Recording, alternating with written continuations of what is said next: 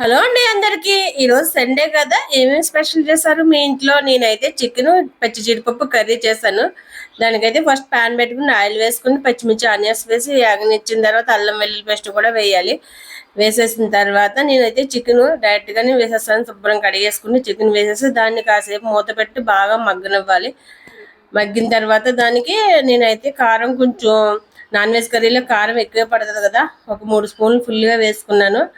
తర్వాత తగినంత సాల్ట్ కూడా వేసేసి బాగా కలుపుకునే దాన్ని కాసేపు మళ్ళీ మూత పెట్టి మగ్గనిస్తాను. నేను ఎక్కువ చికెన్ని ఈ ఉప్పు కారం బాగా పడుతుంది కదా, పచ్చి జీడిపప్పు కూడా వేసేసి దాన్ని కూడా కాసేపు ఎక్కువ మగ్గనివ్వని అవసరం లేదు. జస్ట్ అలా మగ్గనిచ్చిన తర్వాత వాటర్ పోసేసుకుని కొద్దిగా మూత పెట్టేసుకోవాలి. దించే ముందర అయితే గరం మసాలా వేసుకుని దించేసుకోవాలి. మా అబ్బాయి అయితే ఈరోజు బిర్యానీ చేయమన్నాడు, కానీ ఈ పచ్చి జీడిపప్పు చికెన్ కర్రీకి వైట్ రైస్ అయితేనే బాగుంటుంది. అందుకే నేను వైట్ రైస్లోనే చేస్తాను ఈరోజు. బిర్యానీ అయితే చేయలేదు, ఎందుకంటే బిర్యానీలో టేస్ట్ తెలియదు. ఇలా వైట్ రైస్లో అయితే బాగా తెలుస్తుంది, జీడిపప్పు టేస్ట్ బాగా తెలుస్తుంది. మా సైడ్ అయితే ప్రతి ఒక్కరు వండుకుంటారు ఈ జీడిపప్పుతో కర్రీస్. ఎందుకంటే తోటలో ఉన్న వాళ్ళు ప్రతి ఒక్కళ్ళు ఈ వేసవకాలం అంతా ఏదో దాంట్లో వేసుకుంటూనే ఉంటారు జీడిపప్పుని.